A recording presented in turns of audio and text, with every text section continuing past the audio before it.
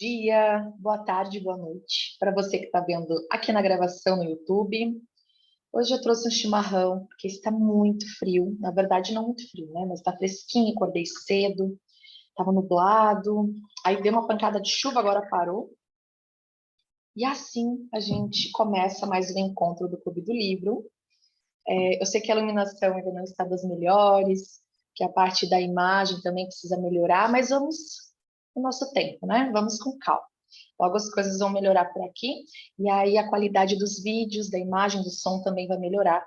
E eu sei porque eu assisto muitos vídeos também, né? Essa é uma parte bem importante. A gente gosta de ver um vídeo bem feito, com uma boa iluminação, uma boa qualidade, né? Mas é isso. Sem mais delongas, hoje a gente entra para o capítulo 2 do livro do Poder do Agora. A gente fez o primeiro, o segundo encontro, o primeiro mais como uma introdução. Falamos um pouco sobre o autor, sobre as primeiras páginas do livro. O primeiro capítulo, no segundo encontro, a gente fez um compilado. E eu vou repetir aqui, a gente está fazendo um estudo, então eu não vou ler o livro na íntegra. Então, por favor, né, se você quer aprofundar esse conhecimento, eu sugiro fortemente, compre o livro. Vou deixar o link da Amazon aqui para você fazer a compra dele, se você quiser comprar pela Amazon, se você quiser comprar na livraria aí perto da sua casa, na sua cidade, ou em outro site, enfim, fica a seu critério, você que escolhe. Mas eu vou deixar aqui como sugestão o link da Amazon, tá? Então vamos lá. No capítulo 2, ele aborda muito sobre o sofrimento. E é interessante, não sei se para vocês também, vocês que gostam das leituras, os livros, né? Que eu sou muito assim, eu vejo alguém falar de um livro, eu vou lá, eu compro, mas eu preciso me conectar com ele. Eu estava vendo na Amazon, quando eu comprei esse livro foi em maio, que eu não tinha lido ainda. E eu estou lendo ele agora aqui com vocês. E é interessante como vem muito a calhar com o momento que eu estou vivendo. Eu não sei se com vocês é assim. Quando vocês compram um livro, sentem-se instigados com algum título, ou tem um autor preferido, né, dos livros, alguma linha que vocês gostam de seguir, mas é engraçado e ao mesmo tempo a gente precisa tornar isso muito comum, né? Essa sincronicidade do universo, da nossa vida, das coisas que a gente vem passando, das dificuldades, né, das questões, dos desafios. E como vem a calhar muitas vezes, não só os livros, mas agora, como a gente está muito na era digital, quando você segue um perfil, quando você é notificado de um vídeo aqui no YouTube, ou alguém te manda alguma coisa nos seus grupos no WhatsApp, e aquela mensagem, aquele texto, aquele vídeo, ele encaixa muitas vezes como uma luva naquilo que você está passando, ou naquilo que você precisava ver, ler, escutar, absorver, refletir. Muitas vezes é uma viradinha de chave que dá ali no teu momento, no teu dia, que pode tornar as coisas mais leves. Você tomar as tuas decisões diante das tuas questões, né, com mais assertividade, com mais coerência. Então, se você ainda não prestou atenção nisso, comece a prestar. Essa sincronicidade, o universo vai te trazendo muitas vezes, não é pelo que isso que a gente pede, Deus ou a fé que você tem, né? Que você tenha quando você pede, quando você ora, quando você faz uma prece, muitas vezes você pede para Deus, para a espiritualidade, enfim, para que te mostre os caminhos, para que abra os teus caminhos, para que traga leveza, conforto diante das coisas que você vem passando. E muitas vezes esse compilado de situações que eu falei aqui são esses sinais, são essas respostas. Mas por que que muitas vezes a gente não se atenta? Porque a gente não está vivendo no agora. Ou a gente está remoendo o passado, remoendo o ontem, remoendo situações que aconteceram em casa, no trabalho, na nossa vida, sempre no passado, ou ansioso, preocupado, angustiado pelo que ainda está por vir, que está pensando no futuro, em algo que ainda nem aconteceu. Então, vamos exercitar o poder do agora, vamos exercitar isso, estamos lendo sobre isso, né? É um convite que a vida está fazendo para você, que a vida está fazendo para mim. Então, vamos lá. Já fiz a introdução aqui, né? Capítulo 2. consciência, o caminho para escapar do sofrimento. Você está gravando mesmo, né? Não crie mais sofrimento no presente. Ninguém tem uma... Aí a pergunta, né? Ninguém tem uma vida livre de sofrimento e mágoa. Não é uma questão de aprender a viver com isso, em vez de tentar evitar? Essa foi a pergunta. Lembrando que é um livro de perguntas e respostas, e ele faz um compilado de tudo que ele já vivenciou, experienciou nos congressos, nas palestras, nos atendimentos, tá? Então, aqui nesse capítulo sobre sofrimento. Vamos lá. De novo a pergunta. Ninguém tem uma vida livre de sofrimento e mágoa. Não é uma questão de aprender a viver com isso, em vez de tentar evitar? E ele responde. A maior parte do sofrimento humano é desnecessário. Ele se forma sozinho, enquanto a mente superficial governa a nossa vida, ou a mente subconsciente. O sofrimento que sentimos nesse exato momento é sempre alguma forma de não aceitação, uma forma de resistência inconsciente ao que é. No nível do pensamento, a resistência é uma forma de julgamento. No nível emocional, ela é uma forma de negatividade. O sofrimento varia de intensidade de acordo com o nosso grau de resistência ao momento atual. E isso, por sua vez, depende da intensidade com que nos identificamos com as nossas mentes. Capítulo 1. Você não é a sua mente. Então, quem ainda não assistiu ao primeiro e ao segundo vídeo, volta aqui na playlist e assiste, porque é muito importante, porque você vai trazendo, né, uma bagagem e uma coisa casa com a outra. Então, é importante que você assista, tá? A mente procura sempre negar e escapar do agora. É verdade, né? Em outras palavras, quanto mais nos identificamos com as nossas mentes, mais sofremos. Ou ainda, quanto mais respeitamos e aceitamos o agora, mais nos libertamos da dor, do sofrimento e da mente. Por que a mente tem o hábito de negar ou resistir ao agora? Ele ainda falando, tá? Porque ela não consegue funcionar e permanecer no controle sem que esteja associada ao tempo, tanto passado quanto futuro. E assim ela vê o atemporal agora como algo ameaçador. Na verdade, o tempo e a mente são inseparáveis. Mal começamos e já vem as chuvas de consciência aqui. Né? Olha o que ele fala, né? Que o sofrimento na nossa vida vai variar de intensidade, né? Um sofrimento em maior ou menor grau, varia de acordo com o grau de resistência ao nosso momento de agora, o que a gente está vivendo hoje, nesse momento. A gente entra em negação, entra em resistência, e aí a gente acaba sofrendo mais. E é desnecessário. E é o que ele fala, é a primeira frase.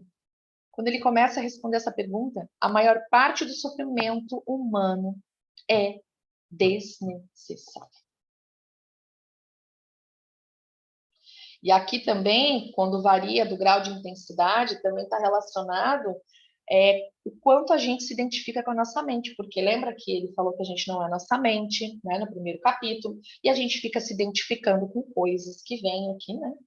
Umas historinhas, uns cenários que a gente cria, e geralmente são negativos, geralmente são para coisas horríveis, coisas assim que você já começa a entrar num looping de desespero sem nem ter acontecido. É a tua mente criando aquilo, tá? Em outras palavras, quanto mais nos identificamos com a nossa mente, com tudo isso que ela cria, mais a gente sofre. Imagine a Terra sem a vida humana, habitada apenas por plantas e animais. Será que ainda haveria passado e futuro? Será que as perguntas que horas são ou que dia é hoje teriam algum sentido para um carvalho ou uma águia? Acho que eles ficariam intrigados e responderiam: claro que é agora. A hora é agora. O que mais existe? Ótima resposta. Não há dúvidas de que precisamos da mente e do tempo. Mas no momento em que eles assumem o controle de nossas vidas, surgem os problemas, o sofrimento e a mágoa.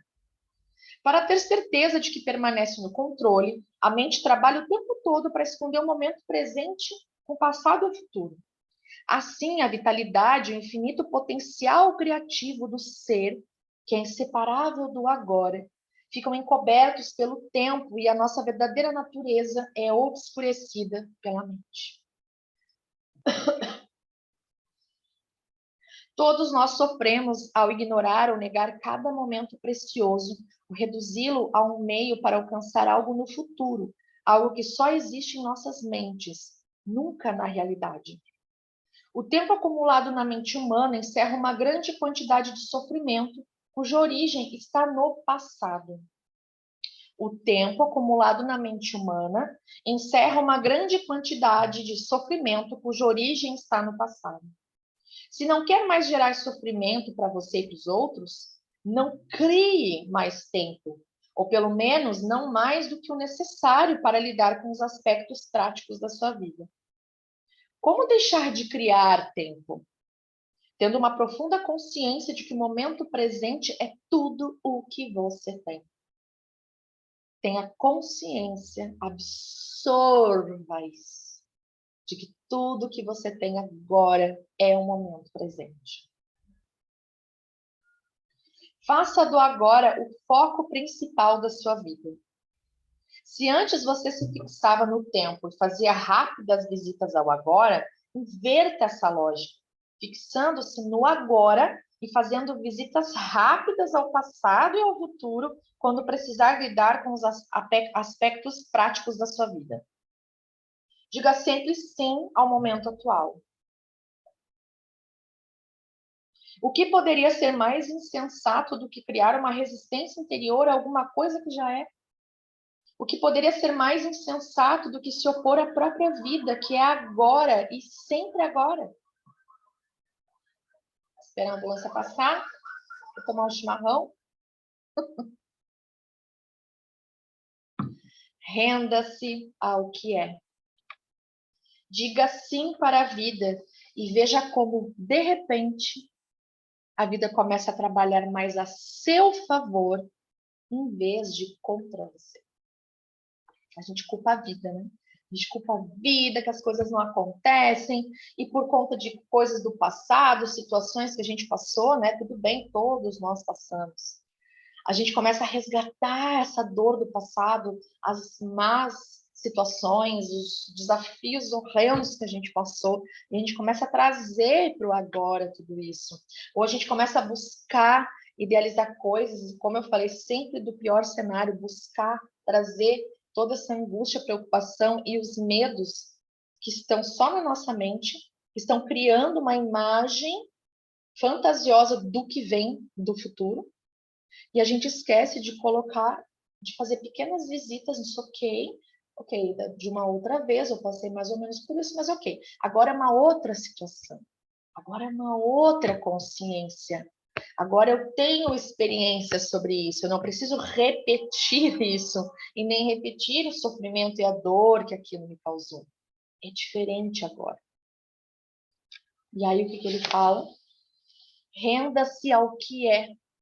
Diga sim para a vida e veja como, de repente, a vida começa a trabalhar mais ao seu favor, em vez de contra você. Outra pergunta, ou um questionamento aqui. Às vezes o momento atual é inaceitável, desagradável ou terrível. Alguém falou.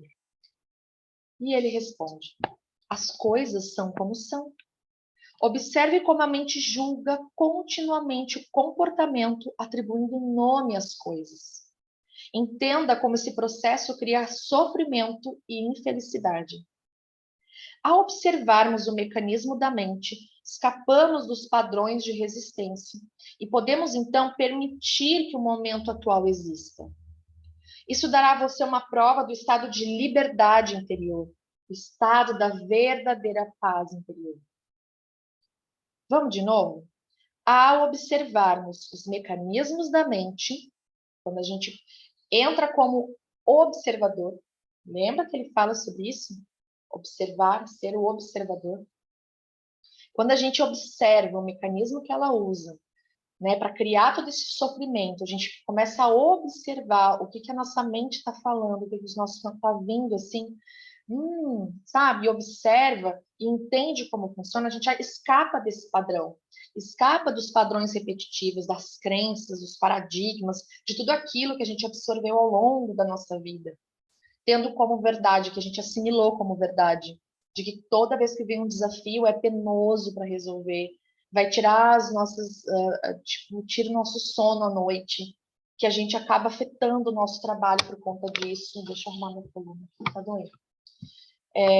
A gente cria um padrão, né, de que toda vez que acontece isso, a gente entra naquele loop, que tem que ser assim. E a mente, ela não quer perder tempo, ela não quer gastar energia. Então, o que ela faz? Ela cria caixinhas de padrões, de formas de pensar, de ser, de agir, para determinadas coisas que ela foi absorvendo ao longo da vida, né? Porque sim, tem várias situações que a gente repete na nossa vida e que ainda vamos passar até a gente desencarnar, né? Então ela cria, ok, quando os boletos estão chegando, quando não vai dar o dinheiro até o final do mês, essa aqui vai ser o teu padrão de pensar. Entende? Acontece isso com vocês? Quando vier reclamação da escola dos filhos, é assim, então, que você tem que reagir. É dessa forma aqui. Ou quando vem, sei lá, né, você é demitido. É essa forma aqui que você tem que lidar. E a gente, quando identifica isso, que existe esse padrão, a gente sai dessa resistência. E a gente pode, então, permitir que o momento atual exista.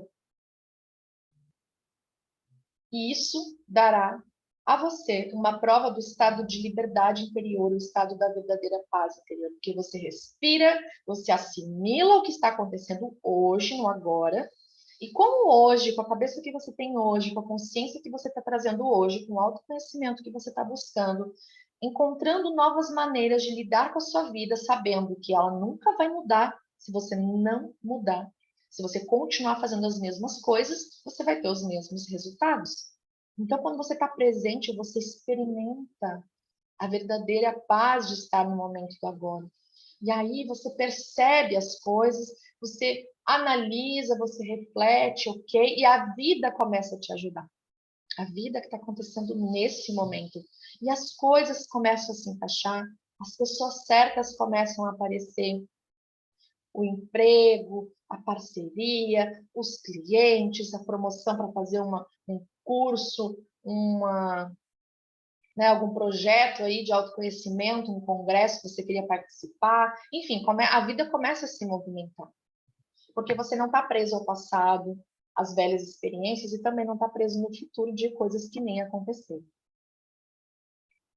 Veja então o que acontece e parta para a ação, caso necessário ou impossível. Quando a gente está, né, no momento atual, sentindo aquela paz interior, ok, vou resolver da melhor forma, vou olhar para essa situação, vou ver o que de melhor eu consigo fazer, de como que a vida e o universo pode me ajudar nisso. Então, veja o que acontece, né? Parta para ação, que não é só ficar esperando, né? Aceite, depois haja. O que quer que o momento atual contenha, aceite-o como uma escolha sua. Trabalhe sempre com ele, não contra. Torne um amigo e aliado, não seu inimigo. Isso transformará toda a sua vida como por um milagre. Aceite e depois haja.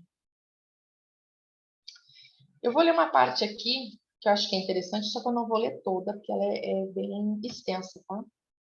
Não é uma pergunta, mas ele está ainda trazendo, elucidando mais sobre dissolver o sofrimento do passado, que eu acho que é bem importante. Muitos de nós caímos, né, nesses padrões negativos, repetitivos, baseado nas nossas experiências negativas do passado. Então, acho que é interessante a gente abordar um pouquinho sobre isso, sobre a não identificação, né, com o passado. Vamos lá. Enquanto não somos capazes de acessar o poder do agora, vamos acumulando resíduos de sofrimento emocional. Esses resíduos se misturam ao sofrimento do passado e se alojam em nossa mente e no nosso corpo. Isso inclui o sofrimento vivido em nossa infância, causado pela falta de compreensão do mundo em que nascemos. Por exemplo, a gente traz uma carga emocional, de sofrimento emocional.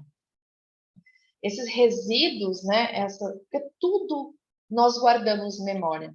O nosso corpo, a nossa célula, nosso DNA, nós somos um HD gigante.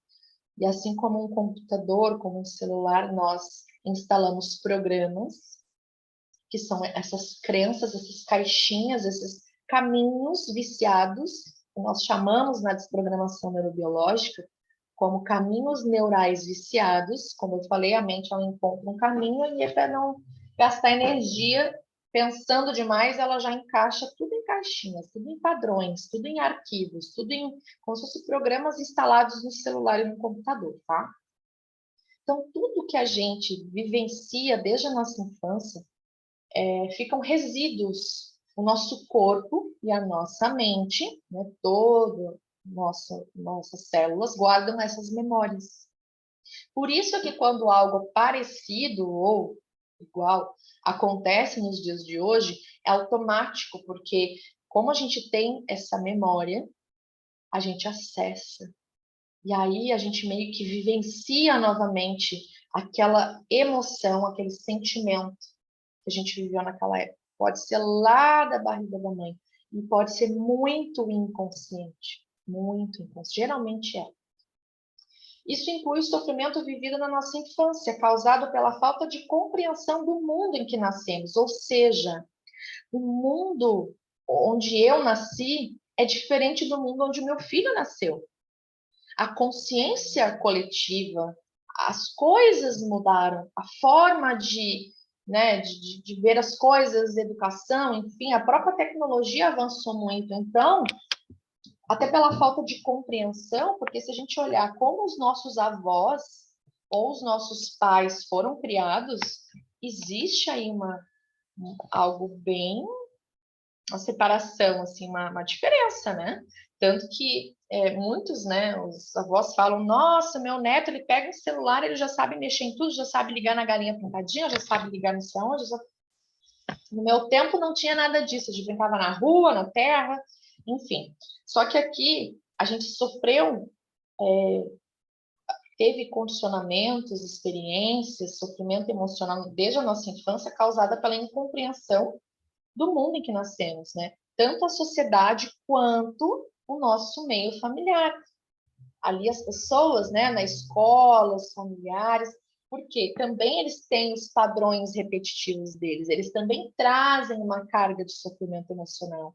Eles também basearam a forma de educar os filhos, nos educar, né, quando a gente era criança, como eles também foram educados. Muitas vezes repete-se um padrão de educação, de firmeza, né? Então, é mais ou menos nisso que ele se refere aqui. Todo esse sofrimento que a gente viveu, ele cria um campo de energia negativo que ocupa a nossa mente, o nosso corpo, que foi o que eu falei agora. Se olharmos para ele como uma entidade invisível com características próprias, estaremos chegando bem perto da verdade. É o sofrimento emocional do corpo.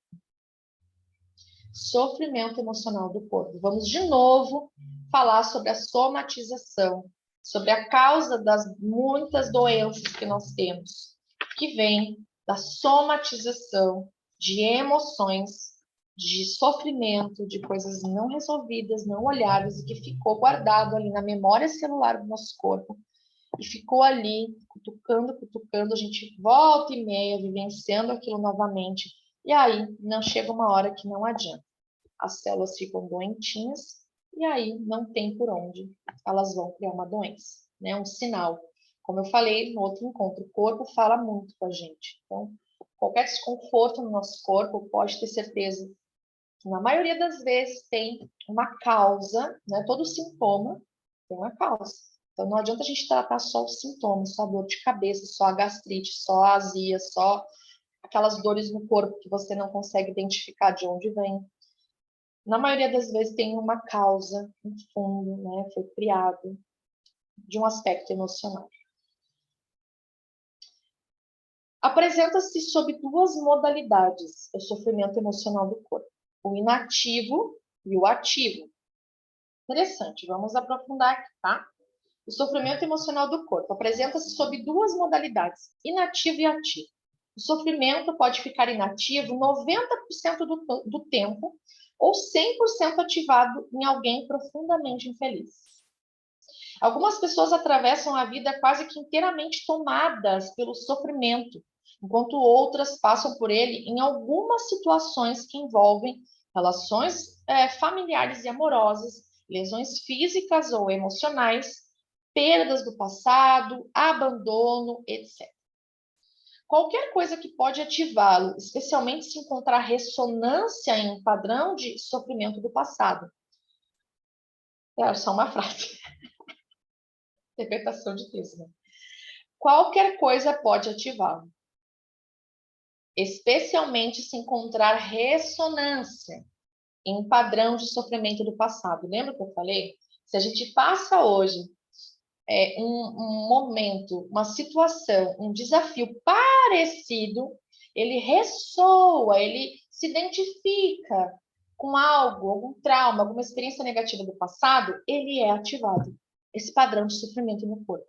Como ele fala aqui, ele pode ser inativo 90% do tempo, ou 100% ativo, latente, em alguém profundamente infeliz. Ou seja, toda a carga emocional negativa que ficou gravada na memória celular, ela fica latente, ela vem à tona. A pessoa ela está totalmente, 100% em sofrimento emocional ou físico, mas 100% infeliz.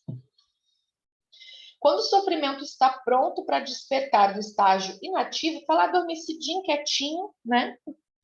Até mesmo uma observação inocente, feita por um amigo ou um pensamento, é capaz de ativá-lo. Pausa, chimarrão, vamos falar sobre isso. Quem nunca? No meio de uma roda de conversas, encontro de família, almoço de domingo, ou conversando coisas normais do dia a dia, com amigos ou com seu esposo, sua esposa, né? Seu namorado, não importa, no relacionamento afetivo. De uma forma muito tranquila, assim, como fala aqui, uma observação inocente, feita por alguém, não te fez mudar na hora. Sei lá, você estava bem, e aí a pessoa falou algo, como se fosse uma alfinetada, como se fosse pegou em algo, tocou em alguma ferida, e você não consegue mais esconder, você fecha a cara, ou você emburra, ou você pode até se enraivecer, né, e responder, enfim, né, porque pegou em algum lugar, ativou essa memória, pegou lá no íntimo do ser, em algum lugar, e aí você mudou já muda, já entra em sofrimento. Ou você teve um relacionamento, geralmente os primeiros namoricos, né? A gente é muito intenso, né? Aquela coisa, né? Eu vou falar por mim, né? Meu Deus do céu, um sofrimento, sofrendo por amor, né? Não sabe de nada, inocente. Aí a gente tem aquela música que a gente gosta muito, que faz lembrar aquela pessoa. Enfim, aí por alguma coisa do acaso, por incompatibilidades ou sei lá o quê, os pombinhos se separam. E aí, quando a pessoa escuta aquela música novamente, algo desperta nela um sofrimento novamente, ela sente saudade, ela chora. Quem nunca passou por isso, né? Não sei, eu já passei. É mais ou menos isso para ilustrar, tá? Então, quando o sofrimento está pronto para despertar do estágio inativo, até mesmo uma observação inocente feita por um amigo ou um pensamento é capaz de ativá-lo. Alguns sofrimentos são irritantes, mas inofensivos, como é o caso de uma criança que não para de chorar. Outros são monstros destrutivos e mórbidos, verdadeiros demônios.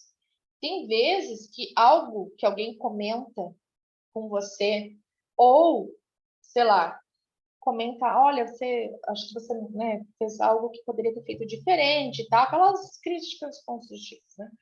Que não constroem nada. E aí a pessoa pode entrar num estágio de fúria, e, tipo, despertou um demônio, um monstro que estava lá adormecido há milênios. E aquilo atinge ela profundamente. Algo nela.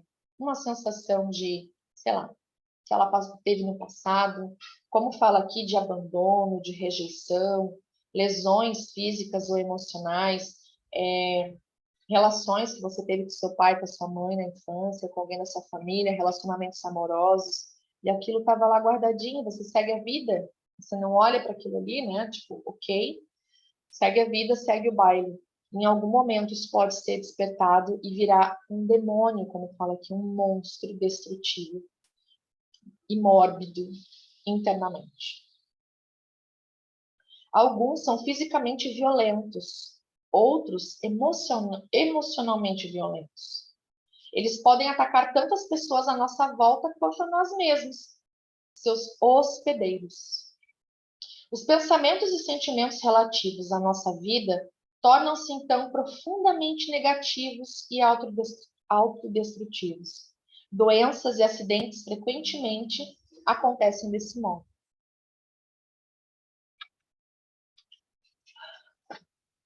Que bom. Vamos adiante, porque senão a gente não termina hoje aqui, o capítulo 2. O sofrimento deseja sobreviver, mas para isso precisa conseguir que nos identifiquemos inconscientemente com ele.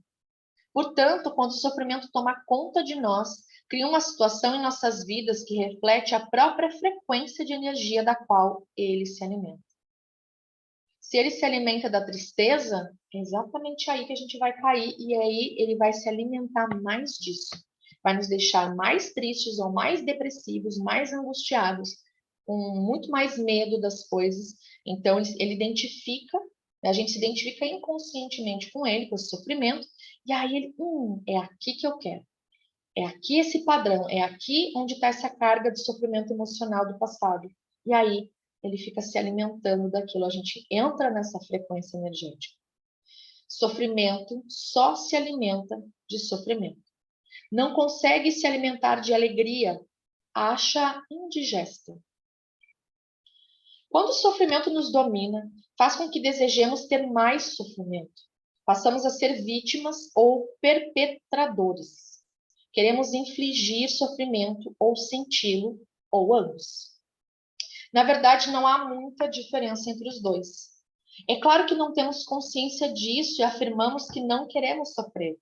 Mas preste bem atenção e verá que o seu pensamento, o seu comportamento estão programados para continuar com o sofrimento, tanto para você quanto para os outros. Se você estivesse consciente disso, o padrão iria se desfazer, porque desejar mais sofrimento é uma insanidade e ninguém é insano conscientemente. Aqui a gente faria assim, um vídeo de umas 3 horas, mais ou menos, só com essa parte aqui desse livro. Mas vamos além. Só para finalizar aqui esse trecho, tá? Portanto, o sofrimento não quer que nós o observemos diretamente e vejamos o que ele realmente é. No momento em que observamos, sentimos seu campo energético dentro de nós e desfazemos nossa identificação com ele. Surge uma nova dimensão da consciência. No momento em que o observamos, em que a gente para, analisa o que a gente está pensando, o que a gente está sentindo, identifica que a gente está sofrendo, que a gente está em sofrimento, e como ele fala aqui, conscientemente, é insanidade você querer sofrer. Se você perguntar para qualquer pessoa, você quer sofrer? Não quer. Então, quando a gente para e observa que nós estamos em sofrimento, a gente sente esse campo energético dentro de nós, a gente toma consciência de como a gente está vibrando, como está o nosso corpo, se ele está retraído, ele está contido, os dentes rangendo, a mandíbula apertada, assim, a gente nem percebe. E aí o que a gente faz? A gente começa a desfazer essa identificação com ele. E aí surge uma nova dimensão da consciência. E ele fala aqui, chamo a isso presença, estar presente. Passamos a ser testemunhas ou observadores do sofrimento. Isso significa que ele não pode mais nos usar fingindo ser nosso eu interior. Que aí a gente toma consciência que o nosso eu interior, que o nosso ser, o nosso, né, nosso centelho, todo mundo chama de uma coisa, nossa alma, nossa essência divina maravilhosa, ela não se identifica com dor e sofrimento. Ela não se identifica com esses padrões vibratórios baixos, negativos, destrutivos, mórbidos. E aí a gente começa a perceber que ele não pode mais nos usar. E que nós, utilizando-se da presença, do poder interior, do nosso eu interior, da nossa essência, a gente pode não se identificar mais com ele. E aí ele para de nos usar. E a gente começa a entrar no entendimento. E é muito bom isso, quando você começa a se conhecer e você percebe quando aquilo é um padrão que está se repetindo, ou quando aquilo é algo pontual do que você está vivendo naquele momento, ok, tá pesado isso aqui, realmente isso aqui tá desafiador, mas vamos lá. Estado de presença, sabe? Tipo, como eu consigo resolver isso sem trazer à tona toda uma bagagem, uma carga emocional negativa de algo que é parecido com isso que eu já vivi no passado, e isso em todos os aspectos, em todas as áreas da nossa vida. E aí você começa a perceber quem você é, quem você não é, quem você escolhe se tornar, quem você não escolhe se tornar. Quem você escolhe ser, porque, como diz ali, ninguém escolhe estar em sofrimento todos os dias, 24 horas por dia, e ficar 100% com isso ativo dentro de nós, como ele citou, quando está 100% ativo, a gente pode ser que é uma pessoa extremamente, profundamente infeliz. Vamos lá. Então, quando a gente vê que ele não pode mais nos usar, que ele estava fingindo ser o nosso eu interior, esse sofrimento, então a gente não tem mais como realimentar. Aqui está a nossa mais profunda força interior. Acabamos de acessar o poder do agora. E aqui ele tece um pouco mais aqui sobre sofrimento. E agora eu vou passar para uma parte que fala do medo, tá? Então ele tem ainda muito texto aqui, eu tenho certeza que vai explicar muito bem ainda, vai aprofundar, né, sobre o sofrimento. Então, volto a falar, compre o livro, faça um estudo, livro de cabeceira mesmo, tá? Lê, refletir, volta a ler de novo, tenta internalizar, porque realmente isso é um divisor de águas, pelo que eu percebo aqui, isso que a gente está no capítulo 2 ainda. Bom, ele vai falar depois da identificação do ego com o sofrimento, que é bem interessante também. E agora eu vou ir para a origem do medo. E é isso, vamos lá. Então, uma pessoa pergunta aqui. Deixa eu tomar mais um chimarrão.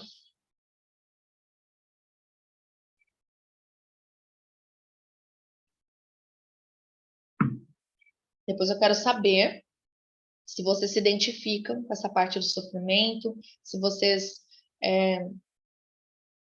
conseguiram assimilar o que foi falado aqui, tragam, né, as experiências de vocês, essa troca, isso é muito válido, tá? Até para eu saber se vocês estão curtindo, estão gostando desse clube do livro, tá bom? Então vamos lá. Alguém pergunta: você mencionou o medo como uma parte do nosso sofrimento emocional latente. Por que há tanto medo na vida das pessoas? Uma certa dose de medo não é saudável? Se eu não tivesse medo do fogo, poderia colocar minha mão dentro dele e me queimar. E aí ele responde: a razão pelo qual não colocamos a mão no fogo não é o medo, e sim a certeza de que vamos nos queimar. Não é preciso ter medo para evitar um perigo desnecessário. Basta um mínimo de inteligência e de bom senso. Nessas questões práticas, é muito útil aplicarmos as lições do passado. Mas se alguém nos ameaça com fogo ou com violência física, talvez experimentemos uma sensação como medo. E é uma reação instintiva ao perigo, sem relação com a doença psicológica do medo que estamos tratando aqui. A doença psicológica do medo não está presa a qualquer perigo imediato, concreto e verdadeiro. Manifesta-se de várias formas, tais como agitação, preocupação, ansiedade, nervosismo, tensão, pavor, fobia e por aí vai. Esse tipo de medo psicológico é sempre de alguma coisa que poderá acontecer, não de alguma coisa que está acontecendo nesse momento. Você está aqui agora, ao passo que a sua mente está no futuro. Essa situação cria um espaço de angústia, E caso estejamos identificados com as nossas mentes e tivermos perdido o contato com o poder e a simplicidade do agora, essa angústia será a nossa companhia constante. A gente vai viver sempre angustiado. Tudo que alguém vai falar para a gente, toda situação que chega, tudo, qualquer coisa, a gente automaticamente vai entrar nesse lugar de pessoas angustiadas por coisas que nem aconteceram ainda, nem sabe como que vai resolver, totalmente desconectado com agora, totalmente desconectado com o que é e totalmente imerso na mente, assim, tipo, totalmente identificado com o que a mente está criando. Podemos sempre lidar com uma situação no momento em que ela se apresenta, mas não podemos lidar com algo que é apenas uma projeção mental. Não podemos lidar com o futuro. Como que a gente vai resolver uma coisa que nem aconteceu ainda? São muitas probabilidades. É cansativo demais. São muitos caminhos, né?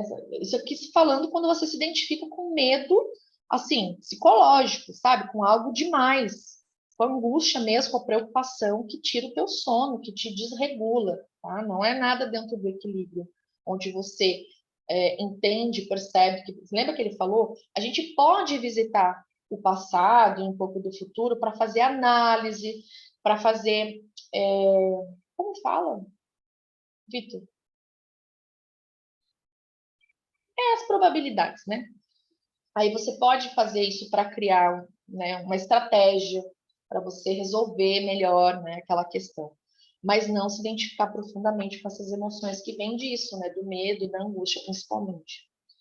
Além do mais, enquanto estivermos identificados com a mente, o ego rege as nossas vidas, como mencionei anteriormente. Por conta de sua natureza ilusória e apesar dos elaborados mecanismos de defesa, o ego é muito vulnerável e inseguro e vê a si mesmo sob constante ameaça. Esse é o caso aqui, mesmo que o ego seja muito confiante em sua forma extrema. Esse é o caso aqui, mesmo que o ego seja muito confiante em sua forma externa. Agora, lembre-se que uma emoção é a reação do corpo à mente. Que mensagem o corpo está recebendo permanentemente do ego, o falso eu interior construído pela mente?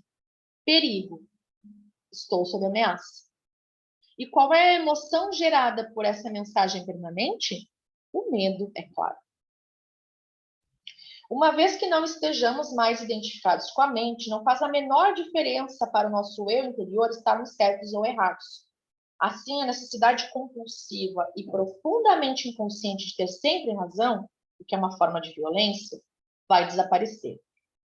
Você poderá declarar de modo calmo e firme como se sente ou o que pensa a respeito de algum assunto, mas sem agressividade ou qualquer sentido de defesa. O sentido do eu interior passa a se originar de um lugar profundo e verdadeiro dentro de você e não mais de sua mente. Tenha cuidado com qualquer tipo de defesa dentro de você. Está se defendendo de quê? De uma identidade ilusória, de uma imagem na sua mente, de uma identidade fictícia? Ao trazer esse padrão à consciência, ao testemunhá-lo, você deixa de se identificar com ele. Sob a luz da consciência, o padrão de inconsciência irá se dissolver rapidamente. Esse é o fim de todos os argumentos e jogos de poder tão prejudiciais aos relacionamentos. O poder sobre os outros é a fraqueza disfarçada de força. O verdadeiro poder é interior e está à sua disposição agora. O medo será uma companhia constante para qualquer pessoa que esteja identificada com a mente e, portanto, desconectada do seu verdadeiro poder, o eu profundo e enraizado no ser. O número de pessoas que conseguiram alcançar o ponto além da mente ainda é extremamente pequeno, o que nos leva a presumir que, virtualmente, todas as pessoas que você encontra ou conhece vivem em um estado permanente de medo. Só o que varia é a intensidade. Ele flutua entre a ansiedade e o pavor numa ponta de escala e um desconfortável, vago e distante sentido de ameaça na outra. Muitas pessoas só tomam consciência disso quando o medo assume uma de suas formas mais agudas. E para finalizar, a busca do ego pela plenitude. Um outro aspecto do sofrimento emocional é uma profunda sensação de falta, de incompletude, de não se sentir inteiro. Em algumas pessoas isso é consciente e em outras não. Quando está consciente, a pessoa tem uma sensação inquietante de que não é respeitada ou boa o bastante. Na forma inconsciente, essa sensação se manifesta indiretamente como um anseio, uma necessidade ou uma carência intensa. Em ambos os casos, as pessoas podem acabar buscando compulsivamente uma forma de gratificar o ego e preencher o buraco que sentem por dentro. Assim, empenham-se em possuir propriedades, dinheiro, sucesso, poder, reconhecimento ou um relacionamento especial para se sentirem melhor e mais completas. Porém, mesmo quando conseguem todas essas coisas, percebem que o buraco ainda está lá e não tem fundo. As pessoas veem, então, que estão realmente em apuros, porque não podem mais se enganar. Na verdade, elas continuam tentando agir como antes, mas isso se torna cada vez mais difícil. Muito bom. Enquanto o ego dirige a nossa vida, não conseguimos nos sentir à vontade, em paz ou completos, exceto por breves períodos, quando acabamos de ter um desejo satisfeito. A gente falou sobre isso no encontro passado. O ego precisa de alimento e proteção o tempo todo. Tem necessidade de se identificar com coisas externas, como propriedades, o status social, trabalho, educação, aparência física, habilidades especiais, relacionamentos, história pessoal e familiar, ideais políticos e crenças religiosas. Só que nada disso é você. Levou um susto? Ou sentiu um enorme alívio? Mais cedo ou mais tarde, você vai ter que abrir mão de todas essas coisas. Pode ser difícil de acreditar. E eu não estou aqui pedindo a você que acredite que a identidade não está em nenhuma dessas coisas. Você vai conhecer por si mesmo a verdade. Lá no fim, quando sentir a morte se aproximar. Morte significa um despojar-se de tudo que não é você. O segredo da vida é morrer antes que você morra e descobrir que não existe morte. Muito bom. E assim a gente finaliza o segundo capítulo do livro do Poder do Agora. Muito incrível essa parte do sofrimento, da identificação com o ego, de que muitas vezes a gente identificado com o ego, com a nossa mente, a gente busca sanar, né? Situações, resolver aquele vazio interno, fechar alguns buracos que a gente deixou aberto ou que foram abertos, né, diante das experiências que nós vivenciamos desde a nossa infância. E aí a gente coloca força e poder e acredita que nas coisas, nas pessoas, em tudo que é externo, que é fora de nós, vai nos deixar completos, vai fazer com que nos sintamos completos e mais felizes. E é como ele disse, quem nunca, né, depositou essa felicidade quando eu tiver tal coisa, quando eu conquistar tal coisa, quando eu estiver assim fisicamente, quando eu. Mas esse se sentir completo, feliz e pleno, né, é no estado do agora, é você se sentir, você ser isso, né? Você ser o que você é. E aí, me contem o que vocês acharam desse capítulo. Já estou ansiosa para o próximo. Na quinta-feira, nós nos vemos aqui novamente.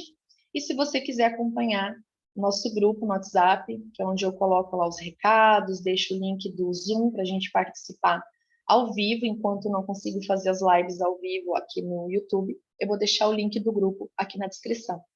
Obrigada por ter ficado até o final. Espero que você absorva todo esse conhecimento e, principalmente, coloque em prática. Até mais. Até quinta-feira.